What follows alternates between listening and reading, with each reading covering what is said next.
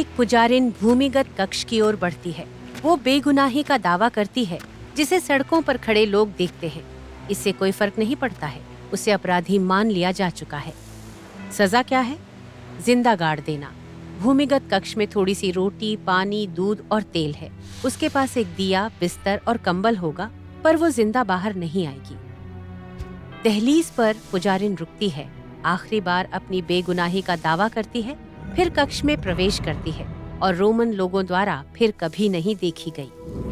पुजारिन रोम की 6 वेस्टल वर्जिनों में से एक है, जिन्हें रोम के सबसे कुलीन परिवारों से बचपन में चुना गया था।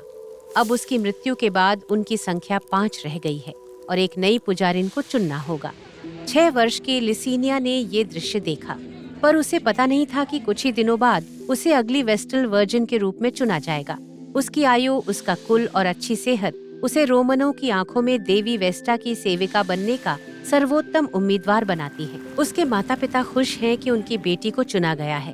लिसिनिया डरी हुई है, लेकिन उसके पास इस मामले में कोई विकल्प नहीं है। उसे कम से कम अगले 30 वर्षों तक देवी की सेवा करनी होगी। लिसिनिया की सेवा के पहले 10 वर्षों के लिए उसे प्रशिक्षण में वेस्टल वर्जिन बनने के तरीके सीखने पर विचार किया गया।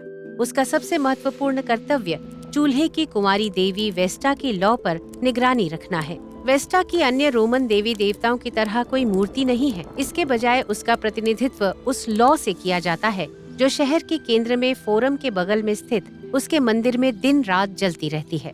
सभी वेस्टल पुजारिनों की तरह लिसिनिया दिन का एक हिस्सा ज्वाला को देखने और कायम रखने में बिताती है।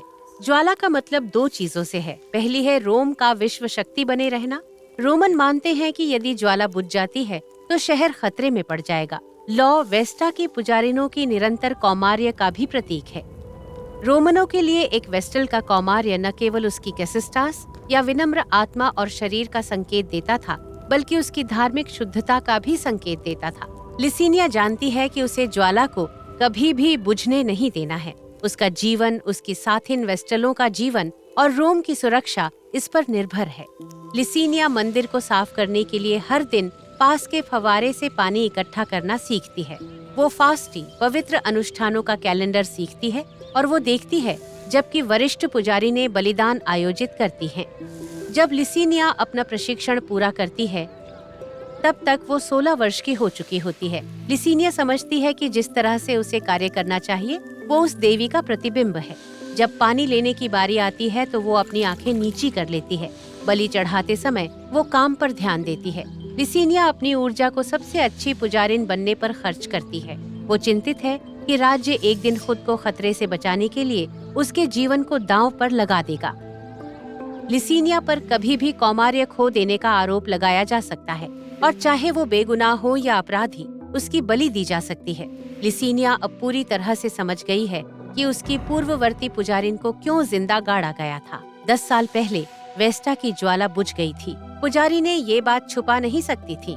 रोम का भविष्य इस पर निर्भर था। वे मुख्य पुजारी के पास गईं और उसने ये पता लगाने के लिए जांच शुरू की कि ज्वाला क्यों बुझी थी। किसी ने आगे आकर दावा किया कि वेस्टल्स में से एक अब कुंवारी नहीं थी, वो अंत की शुरुआत थी। आरोपी ने उसकी बेगुनाही का विरोध किया, लेकिन यह पर्याप्त नहीं था।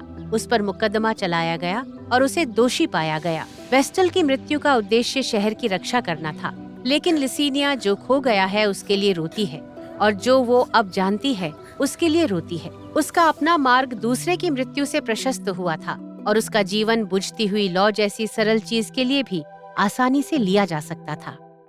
जब आप नियमों को तोड़ते हैं तो क्या होता है?